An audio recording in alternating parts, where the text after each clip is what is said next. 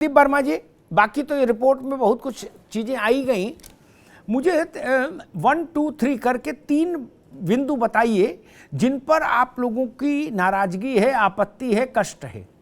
ये सरकार के लिए इतनी बड़ी परीक्षा कराना भी चुनौती है और छात्रों के लिए भी, प्रतियोगी छात्रों के लिए परीक्षा देना ये उनके लिए भी चुनौती है जी। तो हम चाहते हैं सरकार इस पर ध्यान दे, आयोग भी ध्यान दे। इतना दूर परीक्षा देने जाना और लड़कियों का होम सेंटर न बनाना, और अगर लड़के भी इतना दूर जा रहे हैं तो ये कहीं ना कहीं प्रतियोगी छात्रों के साथ अन्याय हो रहा है और कहीं ना कहीं उनके साथ इनका एक आर्थिक शोषण भी है। सरकार को इस पर ध्यान देना चाहिए और आयोग को भी ध्यान देना चाहिए। तत्काल इस पर जो है कोई ना कोई एक्शन लेना चाहिए। सेंटरों की दूरी कम कर देनी चाहिए। जो सेंटर की दूरी 400, किसी का 300, किसी का 500 किलोमीटर दूरी कर दी गई है, ये समझिए कि छात्रों के साथ उनका मानसिक शोषण भी है, आर्थिक शोषण भी है। और कहीं ना कहीं अगर जब इतना दूर छात्र जाएगा पेपर देने तो उसके लिए एक मानसिक तनाव की स्थिति उत्पन्न होगी। रजत यादव,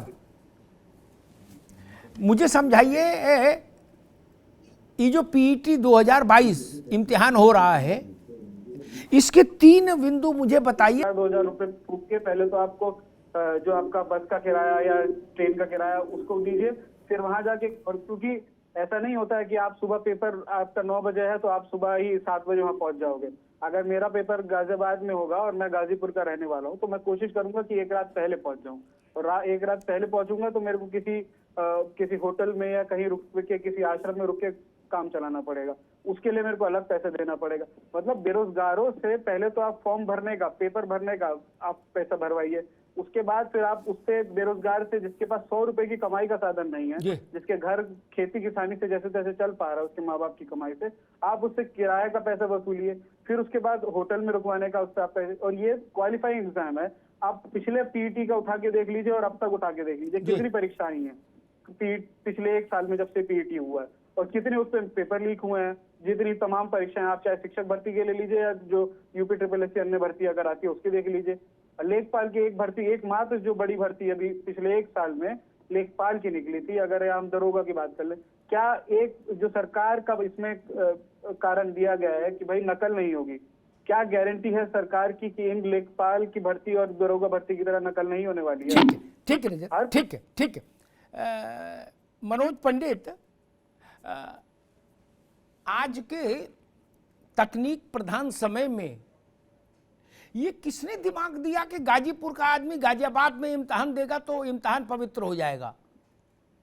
ये किसने दिमाग दिया? एक, आयोग को। दूसरा, सामान्य रूप से ये परंपरा रही कि बच्चियों को जिले में ही सेंटर दिया जाए, क्योंकि उनके आने जाने में बहुत सारी समस्याएं। ये इतनी बड़ी भर्ती पूरे प्रदेश को मथ के रख दिया, ये क्यों? कहां से पैसा आएगा? सुरक्षा की जिम्मेदारी की एक समस्या पैदा हो जाएगी। 400-500 किलोमीटर पहले जहां इम्तिहान है वहां जाने का मतलब, एक रात, जो ठीक रजत कह रहे, एक रात पहले जाइए, होटल में, धर्मशाला में कहीं रुकिए, सेंटर देख के आइए, तब ना सुबह जाएंगे। ऐसा क्यों करते हो जिसमें ऐसी समस्याएं हो? और जब परीक्षाओं का हाल ये, अभी दरोगा भर्ती देखी, लेखपाल की भर्ती का इम्तिहान देखा, 8,000 पद और 15,000 मुन्ना भाई।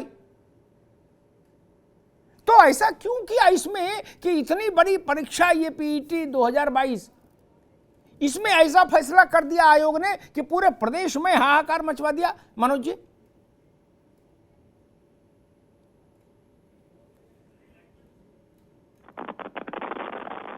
आपने म्यूट कर दिया, शायद आपकी आवाज नहीं आ रही। देखिए जी।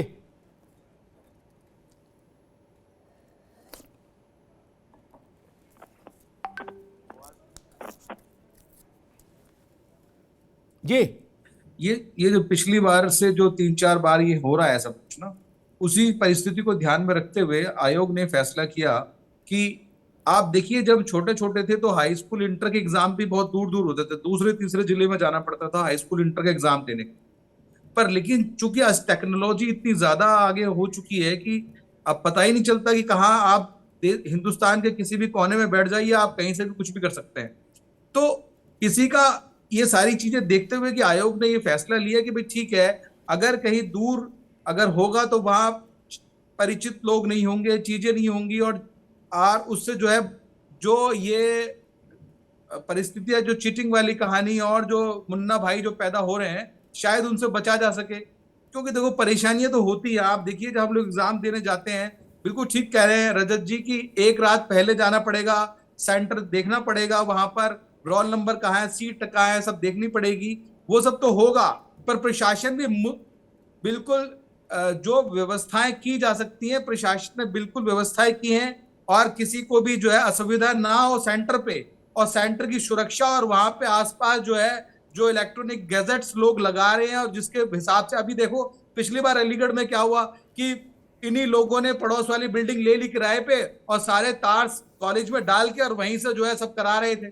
तो अभी तक चूंकि 15-16 दिन बाकी हैं अभी, और चीजों को और दुरुस्त किया जा सकता है, नहीं, ताकि परीक्षा ये मनोज देश जी, के भविष्य से जुड़ा हुआ सिस्टम है। मसला ये नहीं है, मसला ये है जब आपने इतना बड़ा कदम उठाया कि एक पिता की दो बेटी हैं मान लो, ठीक, दोनों ने इसमें भरा फार्म, एक इम्तिहान देगी बनारस में, दूसरी देगी बुलंदशहर में, ठीक, एक के साथ अम्मा जाएंगी, एक के साथ पिताजी जाएंगे, ठीक। जब ऐसा काम आप कर रहे हैं, आयोग कर रहा है, तो आयोग इस बात की गारंटी लेगा कि ये परीक्षा ना अटकेगी, ना भटकेगी, ना लटकेगी, ना इसमें मुन्ना भाई आएंगे, एक से सुन लो, ना मुन्नी बेगम आएंगी, ना इसमें पर्चा आउट होगा, ना इसमें सॉल्वर गैंग घुसेगा, ना इसमें गलत सवाल पूछे जाएंगे, ना इसमें हाई कोर्ट के दखल की गुंजाइश बनेगी। गारंटी लेंगे चेयरमैन। सीट का बंटवारा जो होता है वो अल्फाबेटिकली होता है, वो ऐसे नहीं होता कि जिसका पिताजी का नाम सेम है, माताजी का नाम सेम है, उस हिसाब से जाएगा। अल्फाबेटिकली जो कंप्यूटर डालता है वो अपने आप डिसाइड करता है कि कितने बच्चे कहाँ जाएं, कितने कहाँ जाएंगे।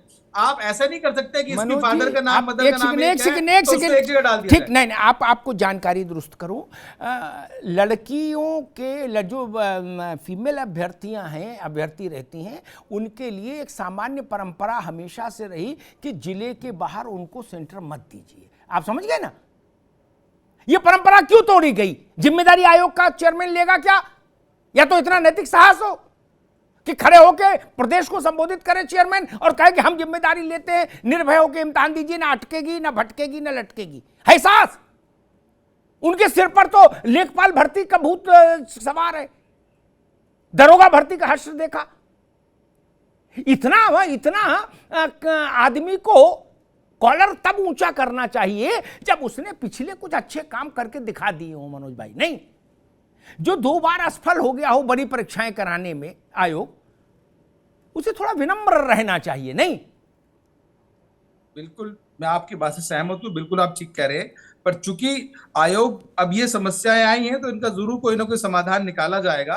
पर लेकिन जो आप कहते हो एक ही परिवार के 2 बच्चे, तो वो 2 बच्चे कोई ऐसे नहीं है, वो टेक्निकली है और वो अल्फाबेटिकली है, वो अपने आप कंप्यूटर डिवाइड कर देता है उसको कहाँ जाना है कहाँ नहीं जाना। भैया देखो, हम तो एक ही बात जानते हैं, वैसे इसलिए कर रहे हैं कि लेकिन वोट कंप्यूटर डिवाइड नहीं करता, ठीक? वोट आदमी मन से देता है, ध्यान रखिए, बाकी सब अच्छी बात है।